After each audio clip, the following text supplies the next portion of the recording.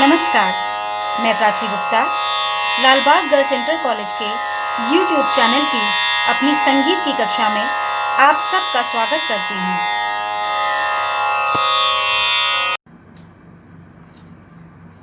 पिछली कक्षा में हमने देखा कि सप्तक किसे कहते हैं। क्रम के अनुसार 7 स्वरों के समूह को सप्तक कहते हैं और एक सप्तक में सा, रे, गा, मा, पा, धा, नी ये 7 स्वर आते हैं। इसमें 5 विकृत स्वरों को जोड़ दें तो एक सप्तक में शुद्ध और विकृत मिलाकर कुल 12 स्वर होते हैं।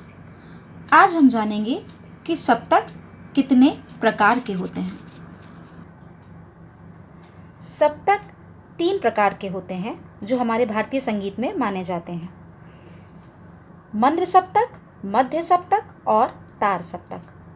मंद्र सप्तक पहला सप्तक है। मंद्र का अर्थ ही होता है धीमा।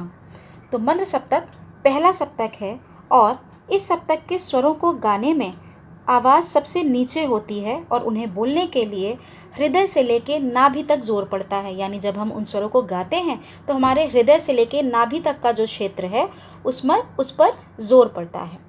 इन स्वरों को लिखते समय स्वरों के नीचे बिंदु लगाया जाता है। सा, रे, गा, मा, पा, धा, नी ये वैसे ही लिखे जाते हैं जैसे आपने पढ़े हैं, लेकिन जब हम इनके नीचे ऐसे बिंदी लगा देते हैं तो इसका मतलब होता है कि इन सप्तक के स्वरों को हमें मंद्र सप्तक में गाना है। और इनकी आवाज़ कैसे होती है? सा, ये मध्य सप्तक का सा है। नी, धा, पा, मा, गा। इस तरह से बहुत नीचे नीचे आवाज़ में ये सप्तक के स्वर गाए जाते हैं। दूसरा सप्तक मध्य सप्तक है। गाने में सबसे ज़्यादा इसी सप्तक के स्वरों का प्रयोग किया जाते हैं। इस सप्तक में गाने से किसी भी अंग पर विशेष प्रभाव नहीं पड़ता है। सबसे ज़्यादा गायन या वादन हम इसी सप्तक में करते हैं और इसे गाने के लिए हम कंठ पर जोर लगाते हैं। इसे मध्य सप्तक कहते हैं। मध्य शब्द का अर्थ ही है कि बीच में, यानी कि ये मंद्र सप्तक और तार सप्तक के बीच में पड़ता है। इसके स्वरों में कोई चिन्ह नहीं होता है। जैसे हम सा, रे, गा, मा, पा, धा, नी हमने स्वर लिखते समय सीखा था, हम इसे वैसे ही सीखते हैं। और इन्हें गाते कैसे हैं? सा, रे, गा, मा, पा, धा, नी। ये हमने 7 स्वर गा लिए, तो ये मध्य सप्तक के स्वर हैं। अगला सप्तक है तार सप्तक।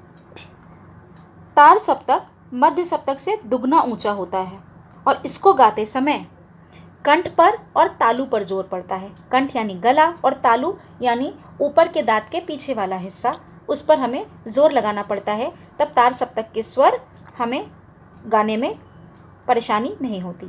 इसे गाने के लिए बहुत अभ्यास की ज़रूरत है क्योंकि इसे बहुत ऊंचाई पे गाया जाता है। इसको गाते समय स्वरों को बहुत खींचना पड़ता है। इन स्वरों को लिखते समय भी स्वरों के ऊपर कोई चिन्ह लगाना पड़ेगा, तो हम इसमें स्वरों के ऊपर बिंदु लगा देते हैं। मंद्र में हमने स्वरों के नीचे बिंदु लगाई क्योंकि वो नीचे नीचे स्वर गा रहे हैं। तार सप्तक के स्वरों को ऊंचा गाना होता है, इसीलिए सा, रे, गा, मा, पा, धा, नी लिखते समय हम उसके ऊपर बिंदी लगा देते हैं। इनको देखकर पता चल जाता है कि ये तार सप्तक के स्वर हैं। और इन्हें गाते कैसे हैं? सा, रे, गा, मा, पा। तो देखा आपने कि हमें कितना जोर लगाकर, कितना खींचकर इन स्वरों को गाना पड़ा। ये तार सप्तक के स्वर कहलाते हैं।